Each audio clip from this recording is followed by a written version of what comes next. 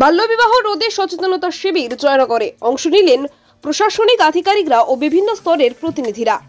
বাল্যবিবাহ, নারী পাচার এবং শিশু মৃত্যুর মতো গুরুতর সামাজিক সমস্যাগুলি রোধ করতে রাজ্য সরকারের নারী ও শিশু কল্যাণ দপ্তরের সহযোগিতায় নিরলস কাজ করে চলেছে একাধিক স্বেচ্ছাসেবী সংস্থা। এই প্রয়াসের অংশ হিসেবে বৃহস্পতিবার বহরু বিডিও অফিসে আয়োজিত হলো এক গুরুত্বপূর্ণ আলোচনা সভা, যেখানে মূল আলোচ্য বিষয় ছিল বাল্যবিবাহ রোধে করণীয় পদক্ষেপ। এই আলোচনা সভায় যৌথভাবে আয়োজন করে রূপান্তর ফাউন্ডেশন ও জয়নগর 1 নম্বর ব্লক প্রশাসন।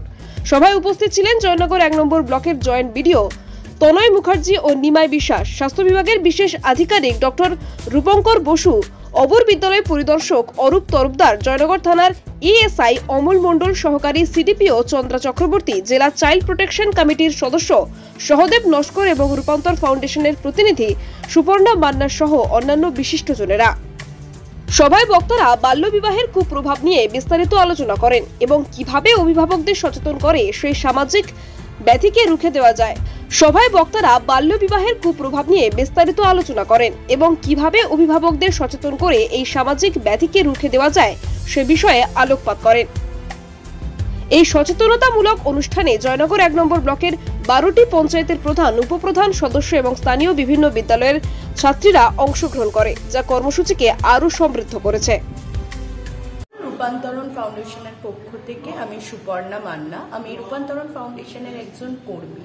রূপান্তরণ ফাউন্ডেশন মূলত সুন্দরবন এলাকার 4টি ব্লক জুড়ে কাজ করছে এবং এখানে আমরা প্রায় 2500 বাচ্চার সাথে ডিরেক্টলি কাজ করছি। তাদের লিডারশিপ বিল্ডিং, তাদের অধিকার এবং তাদের সুরক্ষা যাতে সুনিশ্চিতকরণ করা যায় তার উপরে কাজ করছি। এছাড়াও আমরা প্রায় 10,000 মহিলার সাথে সশক্তিকরণের উদ্যোগে কাজ করে থাকি। আজকের জয়নগর 1 নম্বর ব্লক এবং রূপান্তরণ ফাউন্ডেশনের পক্ষ থেকে যে মিটিংটা করা হচ্ছে সেটা মূলত ইন্টারফেস প্রোগ্রাম। ইন্টারফেস বলতে মুখোমুখি যাতে বিডিও এবং জিপিএলসিপিসি অর্থাৎ গ্রাম পঞ্চায়েত এবং ভিলেজ লেভেলরা একসাথে কথা বলতে পারে, একসাথে একটা শিশু সুরক্ষা বলয় তৈরি করতে পারে, যেখানে শিশুদের বিভিন্ন ঝুঁকি অর্থাৎ বাল্যবিবাহ, শিশু শ্রম, স্কুল ছুটের মতন ঘটনাগুলিকে